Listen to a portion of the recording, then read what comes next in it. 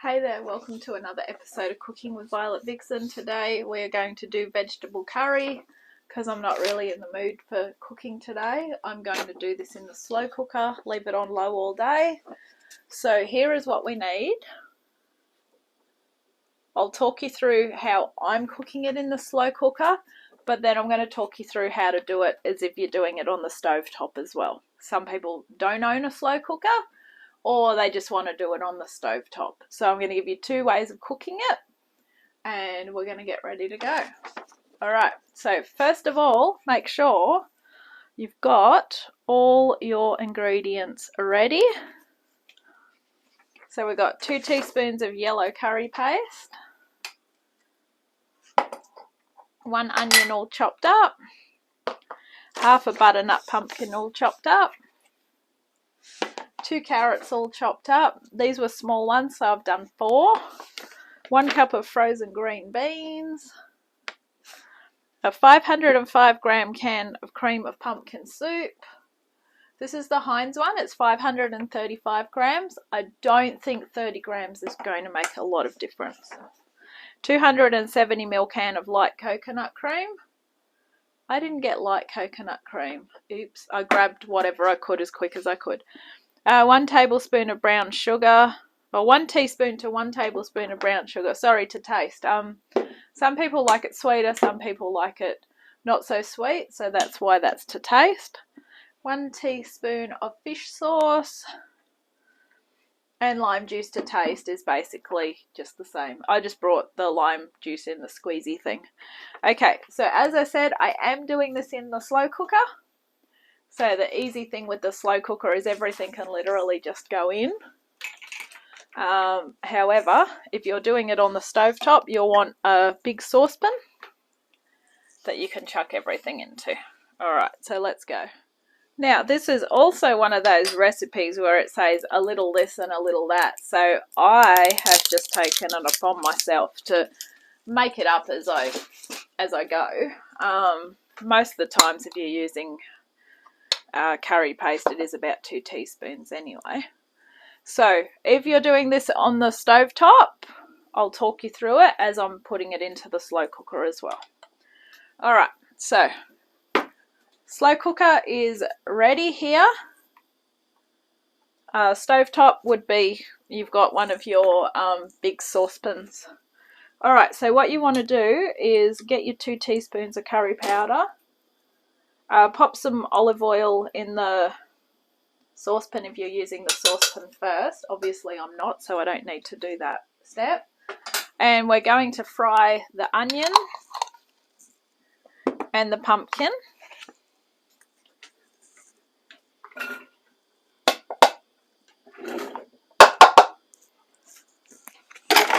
And the carrot. So we're going to fry all that together if we're doing it in the stovetop, on the stovetop. If we're doing it the way I'm doing it, you're just basically chucking it all in as I do. So once you've fried that up for a while and you've got everything fragrant meaning it's all coated in the curry paste, you're going to grab that can of pumpkin soup and pop that in.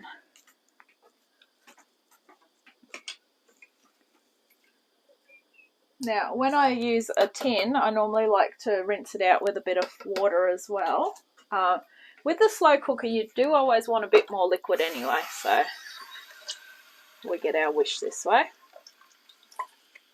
So normally about half a tin works good with this.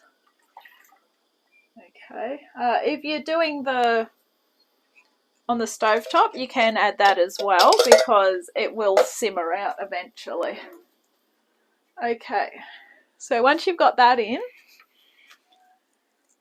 you're going to add the can of coconut cream. And simmer it for 5 to 8 minutes. Obviously with the slow cooker, we are not simmering it, we are chucking it all in. So when I do a slow cooker, I normally like to do low for 8 hours. This recipe should serve about 4. Serve it up with, I'm serving it with rice. You can serve it with noodles if you like, or potato. I'm going to put a bit more water in with the coconut cream, only because for me I think it's good to have a bit more water in with the slow cooker.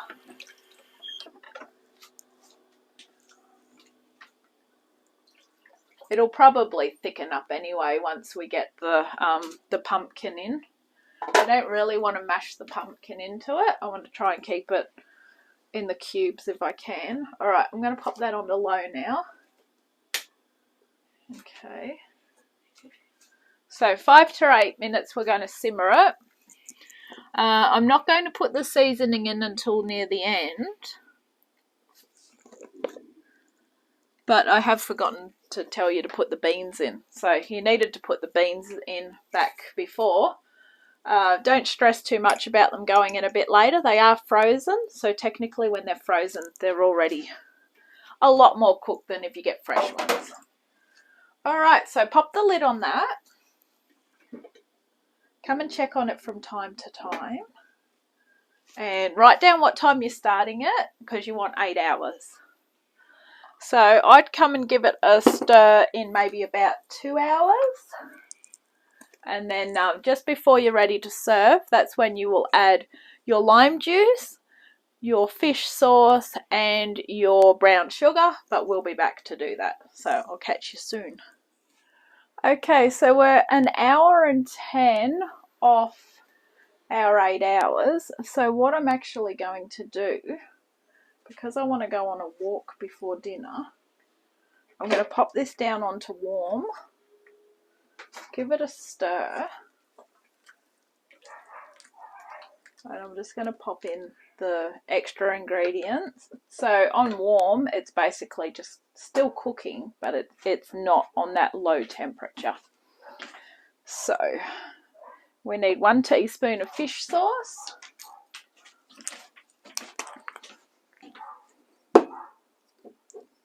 By the way, this is smelling really good. Fish sauce is a bit of an awkward thing to get out. In that goes. Lime juice to taste. I would just basically give it a swish in there.